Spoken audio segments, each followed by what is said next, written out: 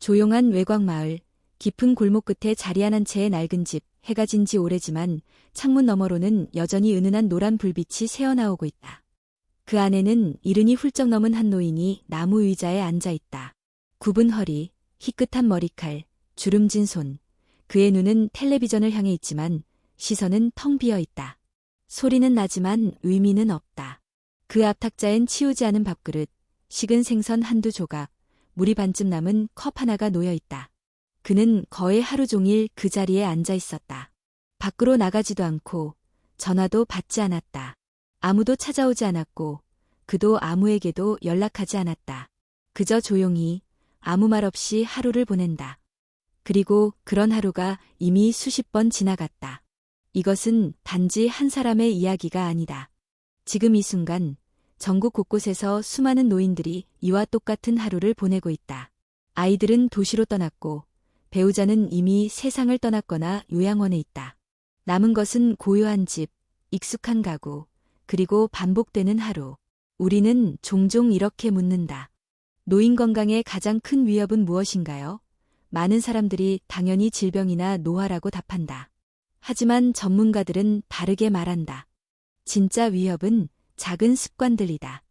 특별히 나쁘지도 위험해 보이지도 않는 일상적인 습관들이 오히려 노인의 건강과 생명을 서서히 갉아먹는 주범이라는 것이다. 예를 들어보자. 아침 9시가 넘도록 일어나지 않는 것.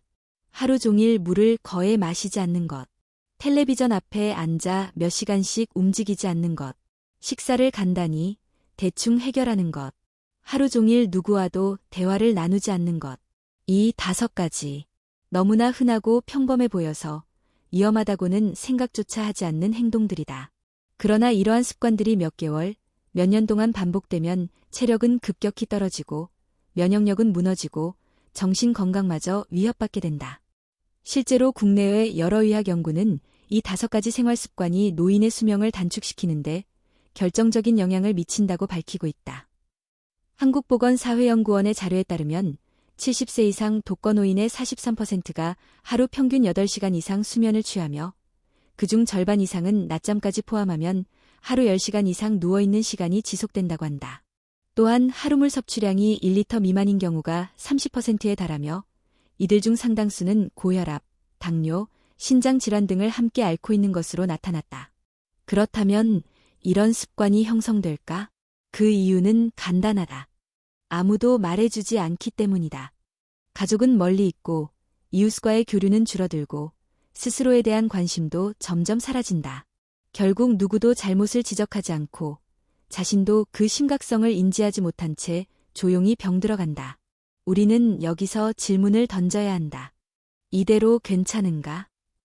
정말 아무 문제 없는 것처럼 보여도 그 평온함 뒤에 무엇이 숨어 있는가? 그들이 말하지 않는 침묵 속에 어떤 도움이 필요한 신호가 숨어 있는 것은 아닐까? 어떤 의사는 이렇게 말했다. 노인은 갑자기 병들지 않는다. 대부분은 조용히, 서서히 생활 속에서 병든다. 이 말은 곧 노인의 건강은 큰 사건보다 작은 습관의 반복에 의해 결정된다는 뜻이다. 그리고 그 습관을 바꾸는 힘은 전문가가 아닌 바로 가족과 주변 사람들의 작은 관심에서 비롯된다. 다행히도 이 작은 관심은 아주 사소한 행동에서 시작할 수 있다. 아침에 전화를 걸어 오늘 일찍 일어나셨나요? 라고 묻는 것. 점심 식사 후 물 한 컵 드셨어요? 라고 챙기는 것. 저녁에 함께 산책하며 오늘 있었던 일 이야기해 주세요. 라고 대화를 나누는 것. 이처럼 복잡하거나 어려운 방법이 아니다. 중요한 것은 지속적인 연결이다. 이 연결이 끊기면 사람은 쉽게 무너진다. 특히 나이가 들수록 사람은 점점 더 누군가가 필요하다는 사실을 실감하게 된다. 이제 우리는 본격적으로 이야기할 것이다. 노인의 생명을 갉아먹는 5가지 습관이 무엇인지, 그 습관들이 왜 위험한지, 그리고 그것을 어떻게 바꾸면 좋을지. 하지만 그 전에 한 가지 더 묻고 싶다. 당신은 마지막으로 부모님께 오늘은 어떻게 지내셨어요? 라고 물은 적이 언제인가? 지금 이 순간 한 잔의 물, 한마디 인사, 짧은 산책 하나가 그분의 건강을 지켜줄지도 모른다. 우리가 오늘 나누는 이야기가 단순한 정보 전달이 아닌 한 사람의 생명을 지켜내는 연결고리가 되기를 바란다. 할아버지의 집에서 흘러나오던 노란 불빛은 단지 한 사람의 삶이 아니다. 그것은 지금 이 순간 전국 곳곳에서 반복되고 있는 수많은 노인들의 하루를 상징한다. 통계청의 자료에 따르면 한국의 65세 이상 인구는 이미 전체의 18%를 넘어섰고 그중 독거노인의 비율은 37%에 이른다. 매년 그 수는 증가하고 있으며 고령사회라는 단어는 더 이상 뉴스 속 용어가 아니라 바로 우리 옆집, 우리 부모님의 현실이 되었다. 그러나 그 숫자만큼 무서운 것은 그들 삶 속에 자리한 고요한 단절이다. 한 의학 심리학자는 이를 이렇게 표현했다. 노인의 고립은 겉으로 보이지 않는다. 그들은 불평하지 않고 요구하지 않는다. 하지만 내면에선 조용한 비명이 울리고 있다. 그 비명은 외로움, 무기력, 반복되는 생활, 그리고 자신이 잊혀졌음을 인식하는 데서 비롯된다. 젊은 세대가 빠르게 도시로 이동하면서 노인들은 고향에 남아 텅 빈 집을 지키고 있다. 하루의 리듬은 단순하다. 늦게 일어나고, 간단히 식사하고, 텔레비전을 보다가 다시 눕는다. 누군가와의 대화 없이 하루가 끝나고, 그런 날들이 이어진다. 이러한 삶은 자연스럽게 특정한 생활 패턴을 만들어낸다. 예를 들어, 일어날 이유가 없으니 늦게까지 잔다. 움직일 일이 없으니 하루 종일 앉아 있는다. 불편하니 물을 적게 마신다. 음식도 간단하게, 대충 해결한다. 이야기할 사람이 없으니 말을 줄이고, 결국엔 입을 닫는다. 문제는 이 모든 것이 정상적인 노년의 삶으로 받아들여지고 있다는 점이다. 심지어 가족들조차도 이렇게 말한다. 연세도 많으시니 그냥 조용히 지내시는 거겠지. 특별히 아프신 것도 아니니까 괜찮겠지. 이제는 편하게 쉬실 나이잖아. 하지만 조용히 쉬는 삶과 조용히 병들어가는 삶은 전혀 다르다. 전자는 선택이며 평온한 삶이지만 후자는 방치이며 고통에 서서히 다가오는 그림자다. 더 무서운 것은 노인 스스로도 이러한 생활 패턴을 당연한 것으로 여긴다는 사실이다. 그들은 오랜 세월 가족을 위해 희생해왔고 이제는 스스로를 부담스러운 존재라고 느낀다. 그래서 물 좀 드세요. 산책하러 가요 라는 말에도 손을 내저으며 괜찮아, 됐어 라고 말한다. 그 이면에는 나는 더 이상 중심이 아니다. 이제는 조용히 사라져야 할 때다 라는 자기인식이 숨어 있다. 하지만 우리는 묻지 않을 수 없다. 정말 그것이 자연스러운 노화인가? 정말 그들이 원하는 삶인가? 아니면 그저 대안 없는 무관심 속에 놓인 결과일 뿐인가? 한 노인의 고립은 단지 한 사람의 문제가 아니다. 그는 아버지이며 어머니이고 우리의 미래이기도 하다. 지금의 고립된 노인을 바라보며 우리는 미래의 우리 모습을 예견할 수 있어야 한다. 그리고 무엇보다 중요한 것은 이런 고립이 건강을 심각하게 위협한다는 점이다. 국내외 다수의 연구는 사회적 단절이 노인의 건강에 미치는 영향을 강조한다. 하버드 대학교의 한 장기 연구에 따르면 사회적 관계가 활발한 노인은 그렇지 않은 노인보다 평균 수명이 7에서 10년 더 길었다. 한국에서도 혼자 사는 노인은 그렇지 않은 노인보다 병원 이용률과 응급실 방문 빈도가 2배 이상 높다는 연구 결과가 있다. 고립은 단순한 정서적 문제를 넘어 식습관, 수면, 운동, 면역 반응까지 전반적인 건강을 무너뜨린다. 즉, 혼자 지내는 생활은 점점 병드는 생활로 이어지고 이는 곧 조용한 생명력의 소멸로 이어진다. 우리가 이야기를 통해 말하고자 하는 것은 단순하다. 노인은 혼자서 건강을 지킬 수 없다. 노화는 몸의 기능만 떨어지는 것이 아니라 일상의 동기도 함께 사라지기 때문이다. 일어날 이유, 걸을 이유, 말할 이유, 먹을 이유가 사라질 때 인간은 생존 그 자체의 의미를 잃는다. 그러므로 우리는 이제 알아야 한다. 이 조용한 일상 속에 숨겨진 위험한 습관들을, 그리고 그것이 단순한 생활 방식이 아닌 생명을 좌우하는 결정적인 요소임을. 다음 장에서는 바로 그 습관들이 왜 그렇게 위험한지를, 그리고 노인의 몸이 나이가 들며 어떻게 변화하는지를 보다 과학적이고 명확한 관점에서 살펴보고자 한다. 그 전에 한 가지 기억하자. 오늘 당신이 전화를 걸지 않은 일일. 그분은 단 한마디 말도 하지 않고 하루를 보냈을 수 있다. 누군가 말했다. 인생의 봄과 여름은 눈에 띄게 지나가지만 가을과 겨울은 조용히 스며든다고. 노화 역시 그렇다.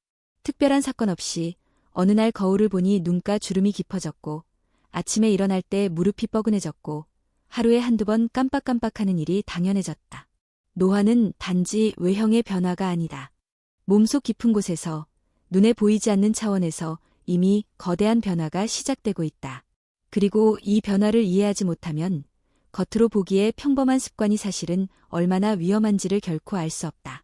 노인의 건강을 위협하는 5가지 생활 습관을 이해하기 위해선 먼저 노인의 몸이 어떻게 달라지는지를 알아야 한다. 그것이 바로 오늘 이야기의 핵심이다. 첫 번째 변화는 기초 대사율의 급격한 감소다. 젊은 시절에는 조금만 먹어도 금세 에너지로 변환되고 운동하지 않아도 어느 정도 체중이 유지되었다. 그러나 60세 이후부터는 몸이 에너지를 소비하는 능력이 눈에 띄게 떨어진다. 기초 대사율이 낮아지면 같은 양을 먹어도 쉽게 체지방이 축적되고 특히 내장 지방이 늘어나면서 심혈관계 질환의 위험이 높아진다. 두 번째는 근육량의 감소와 근육 기능 저하다. 노인은 10년마다 평균 8에서 10%의 근육량을 잃는다. 특히 하체 근육의 감소는 균형 감각과 보행 능력에 직접적인 영향을 준다. 이로 인해 조금만 움직여도 쉽게 피로해지고 낙상의 위험이 증가한다. 실제로 노인 낙상 사고의 70% 이상이 집안에서 발생하며 그중 많은 수가 단순한 근력 저하에서 시작된다. 세 번째는 면역 체계의 약화다. 몸속 면역세포의 반응 속도와 정확성이 떨어지고 염증 조절 능력이 감소한다. 감기나 감염병에 더 쉽게 노출되며 회복 속도도 더뎌진다. 한번 병원에 입원하면 이전처럼 쉽게 회복되지 않고 합병증이 생길 가능성이 높아진다. 네 번째는 소화 기능과 장 건강의 변화다. 위산 분비가 줄어들면서 음식물 소화가 어려워지고 장 운동이 느려지면서 변비나 영양 흡수 장애가 자주 발생한다. 이로 인해 먹기는 먹는데 영양 상태는 점점 나빠지는 악순환에 빠진다. 다섯 번째는 뇌 기능의 변화다. 기억력 저하, 인지 기능의 둔화, 수면 패턴의 불안정 등이 나타난다. 낮에는 멍하고 밤에는 뒤척이며 기억은 흐릿해지고 새로운 것을 배우려는 동기도 사라진다. 이러한 변화들은 단순히 나이 들어 그렇다고 넘길 수 없다. 문제는 이러한 신체 변화가 잘못된 생활 습관과 만나면 그 속도가 훨씬 더 빨라진다는 데 있다. 예를 들어 이미 기초 대사율이 떨어진 상태에서 하루 종일 움직이지 않고 앉아만 있으면 체중은 늘고 내장 지방은 급증한다. 소화 기능이 약해졌는데도 물을 충분히 마시지 않고 섬유질이 적은 음식을 먹는다면 장은 더욱 느려지고 변비가 심해지며 면역력까지 떨어진다. 기억력이 약해지는 시기에 사회적 접촉이 끊기면 뇌는 빠르게 기능을 잃고 우울감이 찾아온다. 문제는 이 모든 변화가 천천히 그러나 확실하게 일어난다는 것이다. 오늘 하루 물을 안 마신다고 쓰러지지 않는다. 오늘 하루 많이 잤다고 건강이 나빠지지 않는다. 하지만 이런 하루가 100일, 300일, 1000일 반복되면 결과는 달라진다. 사람들은 종종 이렇게 말한다. 어르신들은 그저 편하게 쉬시면 되지. 하지만 그 편안함이 오히려 건강을 해치는 경우가 많다. 움직이지 않고, 마시지 않고, 말하지 않고, 외부와 단절된 상태로 보내는 하루하루는 몸의 기능을 빠르게 저하시킨다. 노인 전문의들은 입을 모아 말한다. 노인은 쉬는 것이 아니라 움직이며 건강을 지켜야 한다.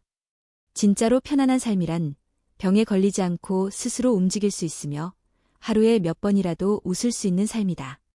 그리고 그러한 삶을 위해선 생활 속 작은 실천들이 반드시 필요하다. 우리가 앞으로 살펴볼 5가지 습관은 모두 겉보기에는 별것 아닌 행동이다. 하지만 앞서 설명한 신체 변화와 결합될 때 그 영향력은 상상을 초월한다. 노화는 멈출 수 없지만 그 속도는 조절할 수 있다.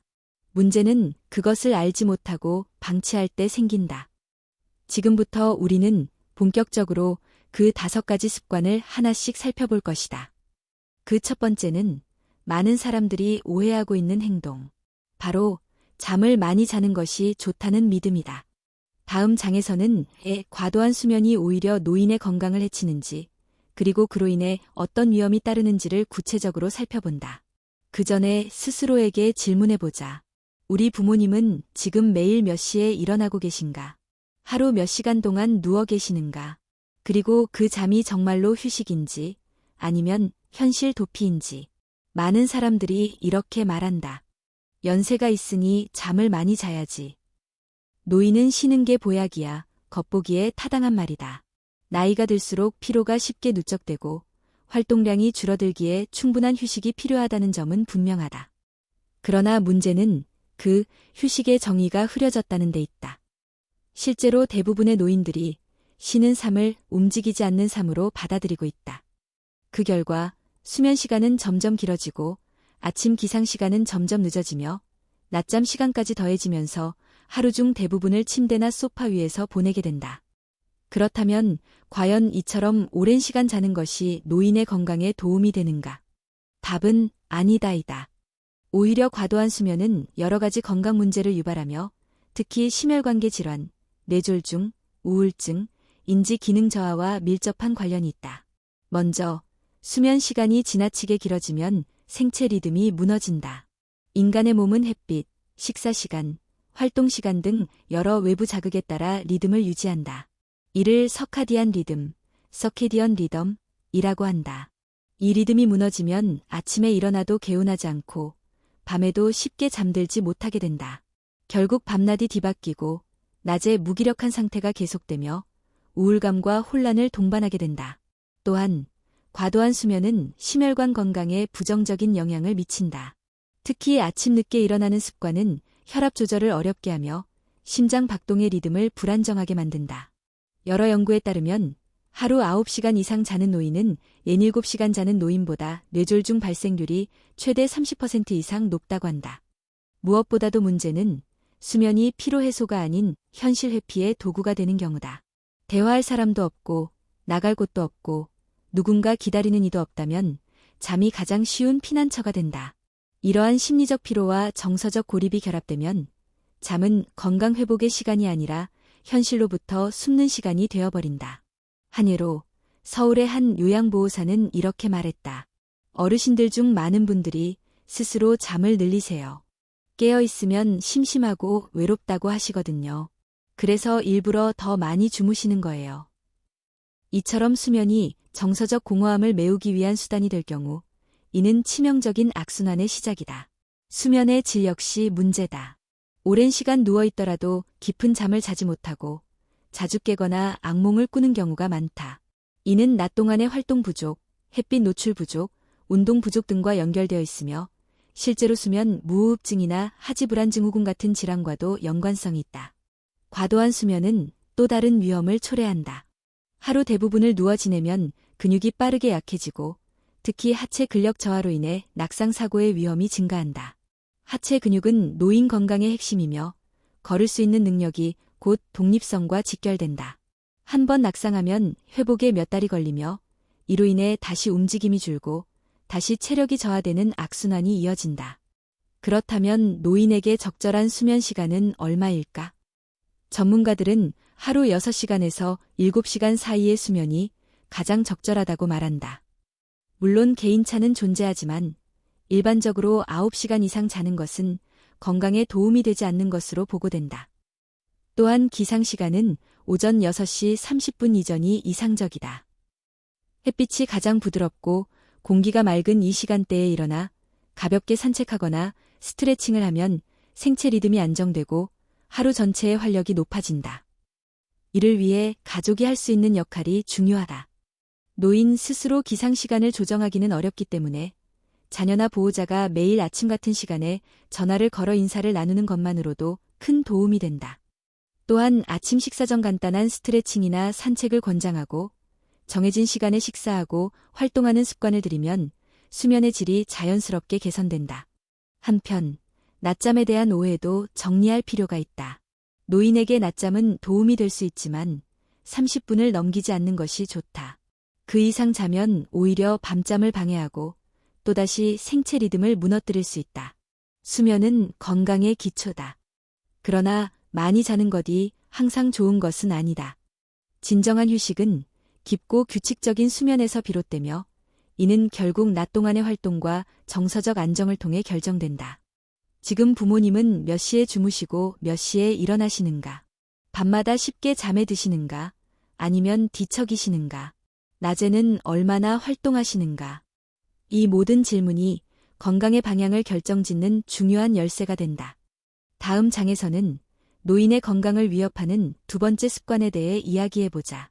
겉으로는 전혀 티나지 않지만 몸속에서 조용히 위험을 키우는 행동.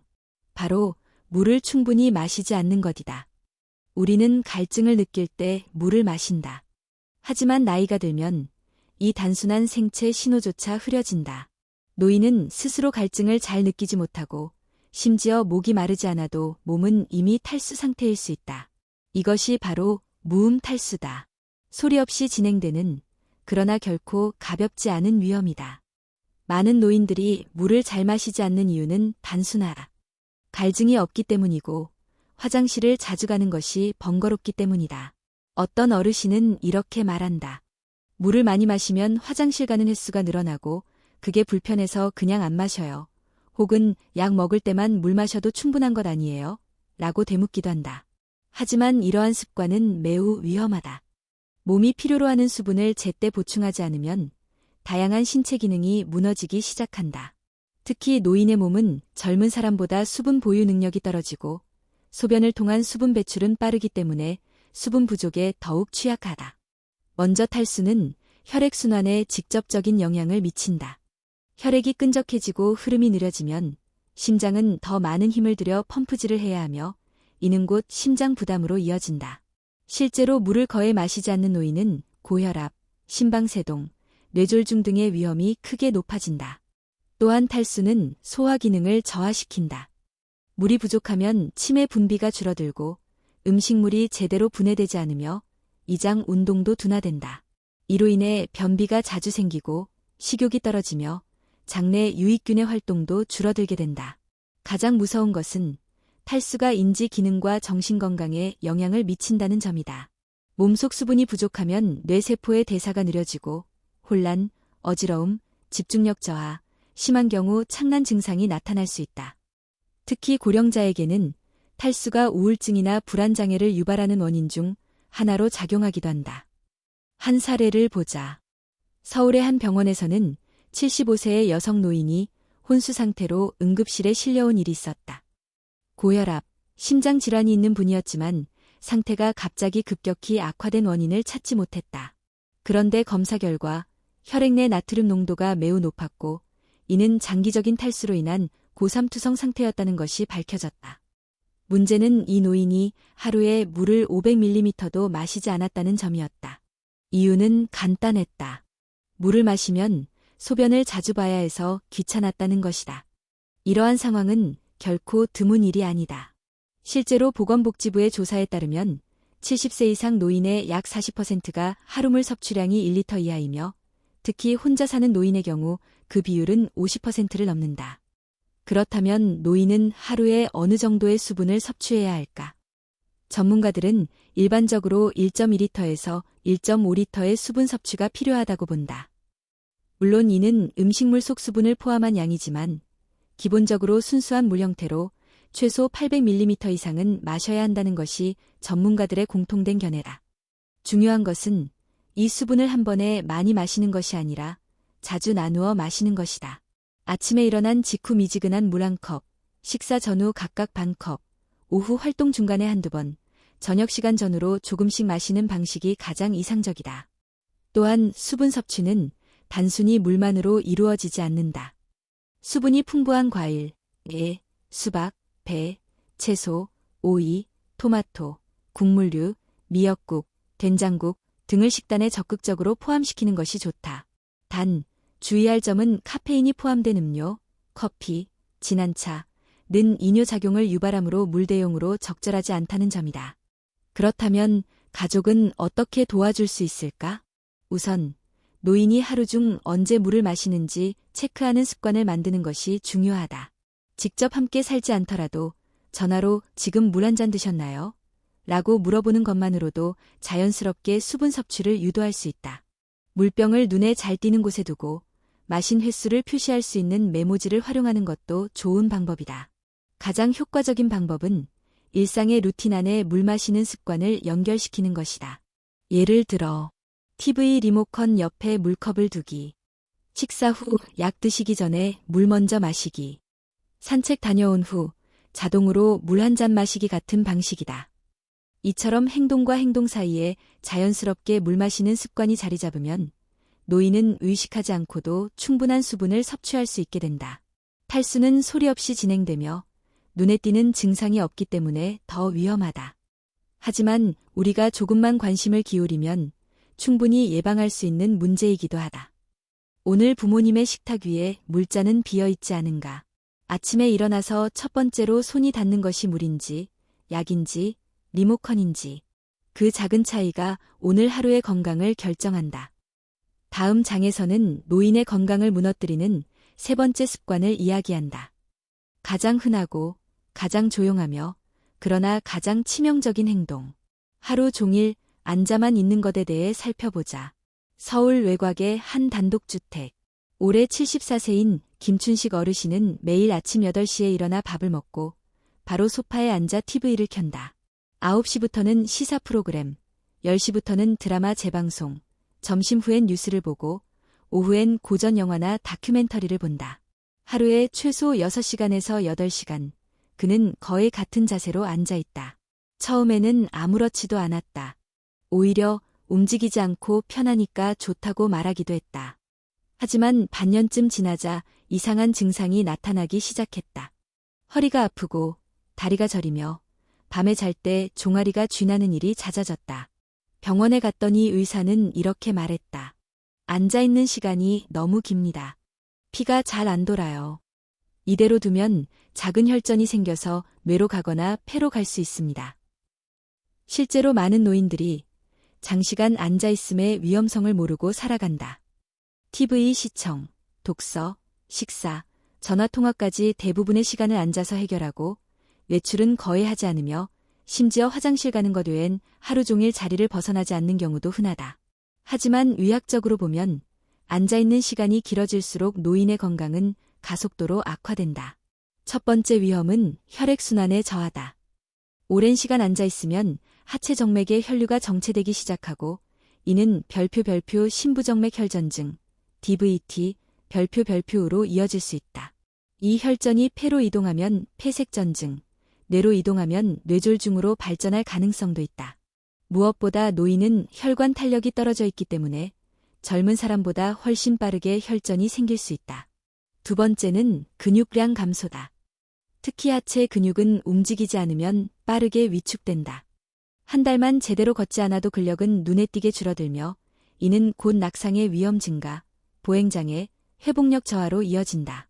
근육이 줄어들면 기초 대사량도 함께 감소하고 이는 다시 체중 증가, 당뇨, 고지혈증 등의 만성질환으로 연결된다.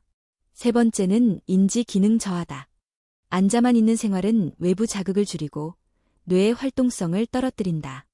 특히 사회적 활동 없이 고립된 상태에서 장시간 앉아 TV만 보는 습관은 우울증과 치매 초기 증상을 악화시킨다는 연구 결과도 있다. TV는 뇌를 자극하지 않는다. 오히려 수동적인 정보만 받아들이게 하여 집중력과 판단력을 무디게 만든다.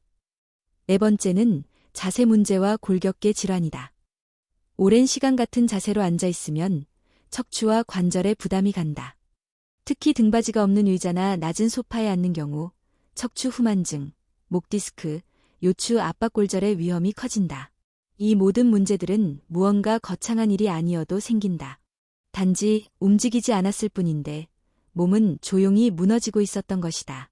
그렇다면 얼마나 자주, 어떻게 움직여야 할까? 전문가들은 다음과 같은 권장사항을 제시한다. 하루 중 앉아있는 시간이 30분을 넘기면 반드시 3분 이상 일어나 움직여야 한다. 이 움직임은 꼭 운동일 필요는 없다. 방 안을 한 바퀴 도는 것, 부엌에 가서 컵을 씻는 것, 창밖을 보며 팔을 쭉 펴는 것 모두 충분하다. 더 좋은 것은 하루 2번, 15에서 20분 정도의 가벼운 산책을 하는 것이다. 걷기 운동은 하체 근력 유지에 탁월하고 심폐기능을 안정시키며 정신적 안정에도 큰 도움이 된다. 또한 집안에서도 할 수 있는 간단한 운동 루틴을 만들면 좋다. 예를 들어, 아침에 일어나면 제자리 걷기 2분, 점심 식사 후 팔 돌리기와 다리 펴기 3분, 저녁에는 의자에 앉아 허리 숙이기 10회. 이러한 동작만으로도 근육 자극과 혈류 개선 효과를 얻을 수 있다. 무엇보다 중요한 것은 습관을 만드는 것이다. 시간 날 때 하겠다는 생각으로는 지속하기 어렵다. 하루 일정 속에 운동 시간을 고정하는 것이 효과적이다. TV 보기 전 5분, 식사 후 5분, 잠자기 전 5분처럼 생활에 자연스럽게 녹여내는 방식이 좋다. 가족의 역할도 중요하다. 노인에게 무작정 운동을 강요하면 오히려 거부감이 생긴다. 한 번만 왔다 갔다 해봐요. 내가 물 떠올 테니까 그 사이 한 바퀴 돌아봐요. 이처럼 자연스럽고 부드러운 제안이 필요하다. 또한 같이 걷는 사람, 같이 움직이는 사람이 있으면 훨씬 더 쉽게 습관이 만들어진다. 근처 공원, 마트, 병원 방문을 산책의 기회로 연결시키는 것도 좋은 전략이다. 우리는 흔히 말한다. 나이 들면 쉬어야지. 하지만 움직이지 않는 쉼은 곧 쇠약이다. 노인에게 진짜 필요한 것은 움직이는 쉼, 살아있는 쉼이다. 오늘 부모님은 몇 시간 동안 같은 자세로 앉아 있었는가? 지금 당신이 전화를 걸어 잠깐만 일어나서 창밖 좀 보세요 라고 말하는 것만으로도 그들의 몸은 다시 깨어날 수 있다. 다음 장에서는 네 번째 습관. 바로 식탁 위에 놓인 하얀 위험, 정제 탄수화물에 대해 이야기해보자. 간편하고 익숙하지만 조용히 건강을 무너뜨리는 또 하나의 습관이다. 김명순 여사, 올해 76. 남편과 사별한 지 10년째. 자녀들은 모두 도시에서 바쁘게 살고 있다. 그녀의 하루는 단순하고 조용하다. 아침엔 찬밥에 김, 점심은 국과 밥, 저녁은 라면이나 빵 요리하는 것도 귀찮고 식욕도 크게 없기 때문에 대충 배만 채우면 된다는 생각이다. 그냥 밥만 먹어도 배는 부르니까요. 반찬은 귀찮고 라면도 가끔은 괜찮잖아요. 하지만 명순 여사의 이런 식사는 겉보기엔 익숙하고 무난해 보이지만 사실은 건강에 큰 위협을 가하고 있다. 특히 나이가 들수록 우리가 먹는 하얀 음식들은 조용한 적이 된다. 흰쌀밥, 흰 식빵, 라면, 과자, 케이크, 흰 밀가루로 만든 국수나 만두. 이 모든 음식의 공통점은 정제 탄수화물이라는 것이다. 정제 탄수화물은 곡물에서 껍질과 배알을 제거하고 만들어지기 때문에 섬유질, 비타민, 미네랄이 거의 남아있지 않다. 즉, 칼로리는 높고 영양가는 낮은 음식이다. 노인에게 이러한 음식이 왜 문제일까? 첫째, 혈당을 급격하게 올린다. 정제된 탄수화물은 소화가 빠르고 섭취 후 혈당이 빠르게 상승한다. 이는 췌장에 부담을 주고 인슐린 분비를 과도하게 유도하며 시간이 지나면 당뇨병의 위험을 높인다. 노인은 이미 인슐린 저항성이 증가해 있는 경우가 많기 때문에 이런 급격한 혈당 변화에 매우 취약하다. 둘째, 지속적인 섭취는 지방 축적과 체중 증가로 이어진다. 특히 복부 비만은 고혈압, 고지혈증, 심혈관 질환, 뇌졸중의 위험을 배가시킨다. 많은 노인들이 나는 많이 먹지도 않는데 왜 살이 찌지? 라고 묻는다. 그 이유는 먹는 양보다 무엇을 먹느냐에 달려있기 때문이다. 정제 탄수화물은 포만감을 오래 유지하지 못하고 쉽게 허기를 느끼게 하며 결과적으로 과식을 유도한다. 셋째, 장 건강에 악영향을 준다. 섬유질이 부족한 식사는 변비를 유발하고 장내 유익균의 활동을 감소시킨다. 장 건강이 나빠지면 면역력도 함께 약해지고 전신 건강이 전반적으로 저하된다. 그렇다면 왜 많은 노인들이 여전히 흰쌀밥과 라면, 빵을 중심으로 식사를 할까? 첫째, 익숙함 때문이다. 오랫동안 먹어온 식사 방식이기 때문에 바꾸기 어렵다. 둘째, 조리의 편리함 때문이다. 밥 짓고 반찬 만드는 일은 번거롭고 힘이 드는 일이다. 셋째, 경제적 이유 때문이다. 라면, 흰쌀, 빵은 상대적으로 저렴하고 쉽게 구할 수 있다. 그리고 마지막으로 정보 부족 때문이다. 많은 노인들은 자신이 먹는 음식이 건강에 어떤 영향을 주는지 잘 알지 못한다. 그러나 다행히도 이 식단은 조금의 의식과 관심만으로도 충분히 바꿀 수 있다. 가장 효과적인 대안은 정제 탄수화물 대신 복합 탄수화물을 선택하는 것이다. 예를 들어 흰쌀밥 대신 현미밥, 보리밥, 잡곡밥, 흰 식빵 대신 통밀빵, 기리빵, 라면 대신 수제 칼국수나 메밀국수로 바꾸는 것만으로도 혈당의 변동을 줄이고 포만감을 오래 유지할 수 있다. 또한 매 끼니에 채소를 2~3가지 이상 포함하는 것이 중요하다. 삶은 야채, 나물 반찬, 국에 넣는 채소 등은 섬유질 공급원이 될 뿐 아니라 비타민과 미네랄을 자연스럽게 보충해준다. 특히 노인에게 필요한 영양소인 칼슘, 마그네슘, 칼륨, 비타민 B군은 대부분 녹색 채소와 견과류, 해조류에서 얻을 수 있다. 여기에 생선, 두부, 달걀, 콩류를 적절히 배합하면 단백질 섭취도 충분히 보완할 수 있다. 문제는 이러한 식재료를 어떻게 쉽게 조리하고 지속할 수 있는가이다. 노인을 위한 식단 개선은 거창하거나 복잡할 필요 없다. 중요한 것은 지속 가능성과 실천 가능성이다. 예를 들어 아침 현미죽과 삶은 달걀, 나물 반찬, 점심 보리밥에 된장국, 두부, 데친 야채, 저녁 고구마, 삶은 브로콜리, 계란찜. 이러한 구성은 만들기 쉽고 몸에 부담이 적으며 영양도 균형 잡혀 있다. 가족이나 보호자는 노인이 이런 식사를 부담 없이 할 수 있도록 도와야 한다. 반찬을 미리 소분해 냉동하거나 간단한 조리법을 알려드리는 것도 도움이 된다. 또한 마트나 시장에서 건강한 식재료를 함께 고르며 식단에 대한 대화를 나누는 것도 중요하다. 음식은 단지 배를 채우는 수단이 아니라 몸을 구성하는 재료이며 노년의 건강을 결정짓는 가장 기본적인 열쇠다. 오늘 부모님은 어떤 음식을 드셨는가? 그 식탁 위에는 어떤 색이 있었는가? 흰색뿐이었다면 지금이 바꿀 적기일지도 모른다. 다음 장에서는 5번째이자 마지막 습관. 가장 보이지 않고 가장 외로우며 그러나 가장 치명적인 위험. 별표 대화하지 않는 삶. 단절된 노년 별표에 대해 이야기한다. 경상북도 안동의 한 시골 마을. 77세의 박용태 어르신은 아내와 사별한 지 3년째다. 아들은 서울에서 직장 생활 중이고 딸은 결혼 후 외국에 살고 있다. 박 어르신은 혼자 산다. 말 그대로 혼자다. 하루에 사람 목소리를 듣는 순간은 TV 뉴스가 전부다. 휴대폰 벨소리는 한 주에 한두 번 울릴까 말까. 이웃과는 예전엔 안부도 나눴지만 요즘은 그마저 줄었다. 그의 하루는 반복된다. 늦게 일어나 대충 밥을 먹고 낮에는 텔레비전을 보거나 졸고 저녁이 되면 혼자 밥을 챙기고 밤엔 침묵 속에서 잠에 든다. 그리고 그 하루는 어제와 똑같고 내일도 다르지 않을 것이다. 박 어르신은 말이 없다. 스스로 입을 닫았다. 자식이 바쁘니 전화하지 않고 친구들은 연락이 뜸해졌고 이웃과의 대화는 점점 어색해졌다. 그는 이렇게 말한다. 말해봤자 들을 사람도 없고 내 이야기에 관심 있는 사람도 없잖아요. 이것이 바로 수많은 노인들이 맞이하고 있는 고립된 노년의 모습이다. 몸은 아직 움직이고 밥도 먹고 TV도 보지만 마음은 천천히 닫히고 있다. 그리고 이 정서적 고립은 단지 외로움으로 끝나지 않는다. 정확히 말하면 외로움은 병이 된다. 세계보건기구 WHO는 노인의 사회적 고립을 숨겨진 건강 위협 요인으로 규정하고 있다.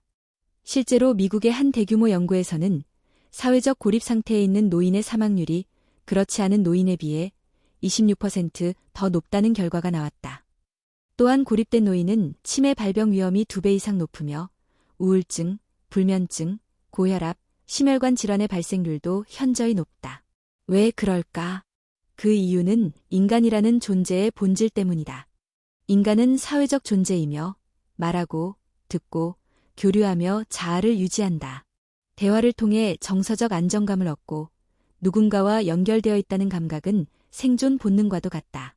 노인의 경우 은퇴 후 사회적 역할이 줄어들고 자식들과의 거리도 멀어지며 친구나 배우자의 상실을 경험하게 된다. 이 모든 요인이 결합되면 나는 더 이상 누군가에게 필요하지 않다는 생각이 싹트기 시작한다. 그리고 그 생각은 행동을 멈추게 만든다.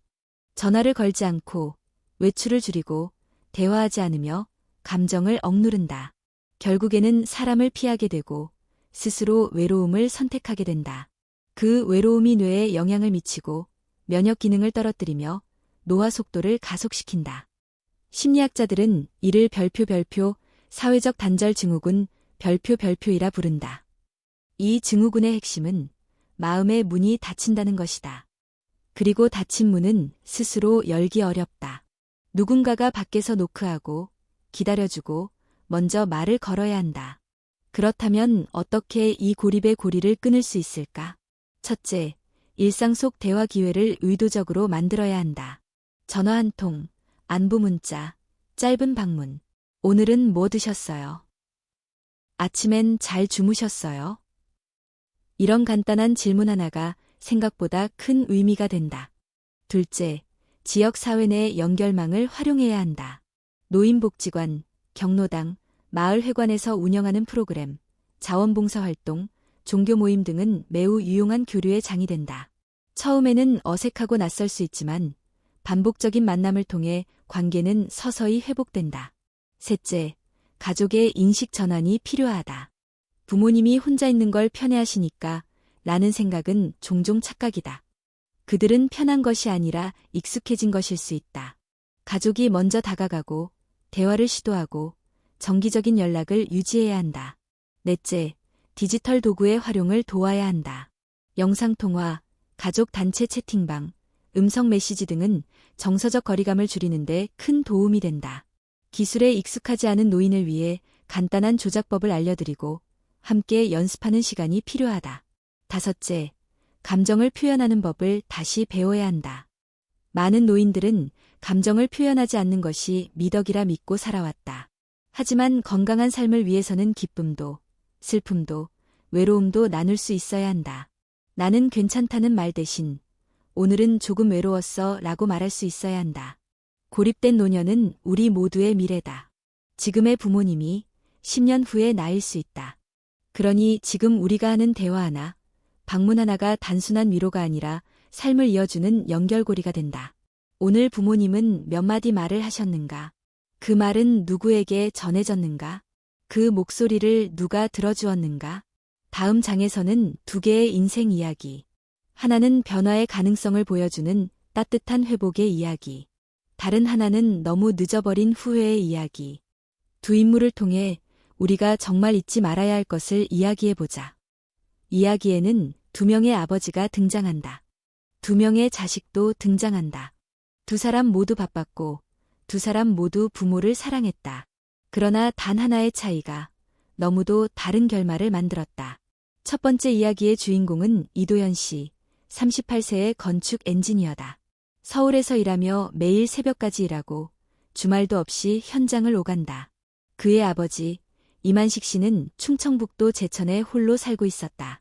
어머니는 10년 전 돌아가셨고 형제는 모두 해외에 나가 있어 연락도 드물었다. 도현 씨는 늘 생각했다. 아버지는 시골에서 잘 지내실 거야. 성격도 조용하시고 건강도 괜찮으니까. 그러던 어느 날 SNS에서 우연히 본 영상 하나가 그의 마음을 흔들었다. 노인의 건강을 망치는 5가지 습관. 그 영상 속에서 한 노인이 조용히 식탁 앞에 앉아있는 모습은 마치 그의 아버지와 같았다. 그는 즉시 주말을 내어 아버지를 찾아갔다. 그리고 그가 본 것은 예상과 전혀 달랐다. 아버지는 수척해 있었고 거실은 정리되지 않았으며 식탁엔 먹다 남은 찬밥과 국 한 그릇이 덩그러니 놓여 있었다. 하루에 한 끼, 물도 거의 마시지 않고 아침마다 늦게 일어나고 하루 종일 소파에만 앉아있는 삶. 그리고 그 삶에 대해 아무도 몰랐다는 사실이 도연 씨를 충격에 빠뜨렸다. 그는 그날 밤부터 결심했다. 지금부터라도 바꾸자. 작은 것부터 시작했다. 매일 아침 전화를 걸어 기상시간을 확인하고 물을 마시게 하고 식단에 채소와 생선을 더했다. 주말마다 내려가 함께 산책하고 저녁에는 함께 음악을 듣고 이야기를 나눴다. 한 달 후 아버지의 얼굴에 혈색이 돌기 시작했다. 2달 후 체중이 안정되고 밤에 잘 주무시게 되었다. 3달 후 아버지는 이렇게 말했다. 도연아, 요즘은 하루가 참 빠르게 지나가는구나. 그 말은 곧 삶이 다시 살아나고 있다는 신호였다. 도연 씨는 말한다. 처음엔 그저 건강만 챙기면 된다고 생각했어요. 하지만 결국 아버지를 회복시킨 건 물이나 음식이 아니라 사람이었어요. 같이 걸어주는 사람, 말을 걸어주는 사람, 웃어주는 사람이요.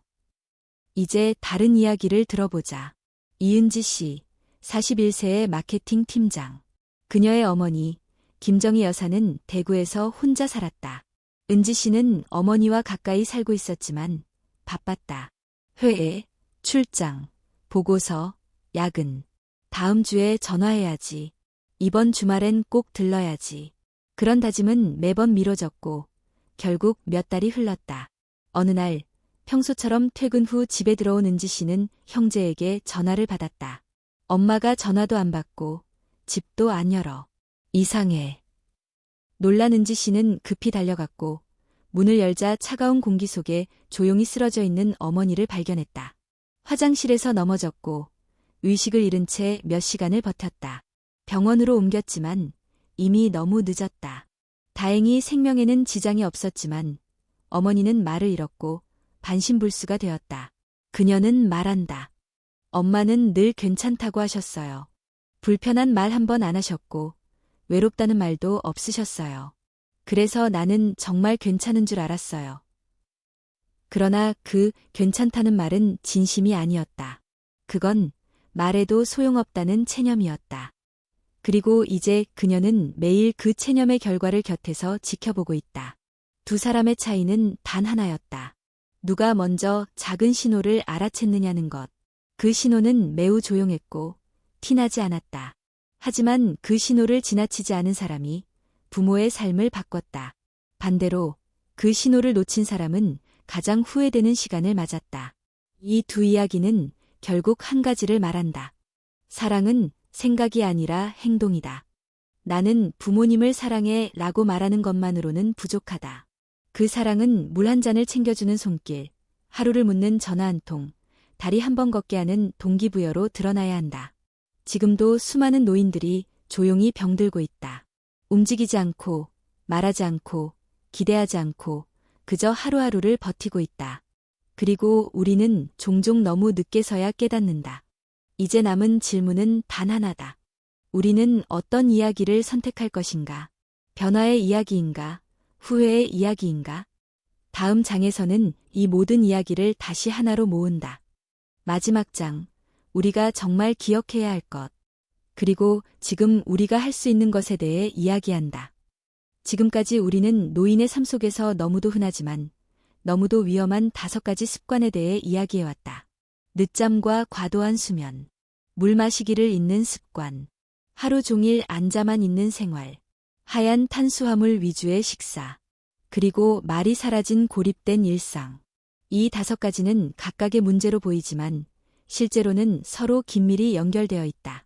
잠이 많아지면 움직임이 줄어들고 움직이지 않으면 갈증도 줄어들며 수분 부족은 피로를 유발하고 피로는 식욕을 떨어뜨리며 부실한 식사는 면역력을 약화시키고 약화된 몸은 외출을 꺼리게 하며 결국 말할 기회도 점점 줄어든다. 이처럼 하나의 습관이 또 다른 습관을 낳고 그 습관들이 모여 삶의 전체 리듬을 무너뜨리는 구조적 고립을 만든다. 하지만 우리는 분명히 보았다. 그 흐름을 바꾸는 데 필요한 것은 거창한 변화가 아니라 작은 실천과 따뜻한 관심이었다. 아침 6시 30분, 창문을 열고 햇살을 맞는 일. 식사 전에 따뜻한 물 한 컵을 마시는 일. 식사 후 5분간 제자리 걷기를 하는 일. 흰쌀 대신 잡곡을 담고 반찬에 채소를 더하는 일. 그리고 매일 누군가와 눈을 맞추고 목소리를 나누는 일. 이 작은 행동들이 모이면 노인의 하루는 다시 활기를 찾고 그 하루가 쌓이면 삶 전체가 달라진다. 중요한 것은 누가 먼저 움직이느냐이다. 노인 스스로 그 변화를 시작하기는 어렵다. 그래서 우리는 필요하다. 자식으로서, 이웃으로서, 동료 시민으로서 누군가의 하루를 지켜보고 손을 내밀어줄 사람이 필요하다. 그리고 그것은 단순히 별표 돌봄 별표의 문제가 아니다. 이것은 우리의 미래에 대한 이야기다. 우리는 모두 언젠가 노년을 맞이하게 된다. 그때 우리에게 필요한 것은 복잡한 의료기기나 고급 영양제가 아니라 지금 우리가 부모님께 해주는 그 관심과 실천이 미래의 우리를 위한 준비가 된다.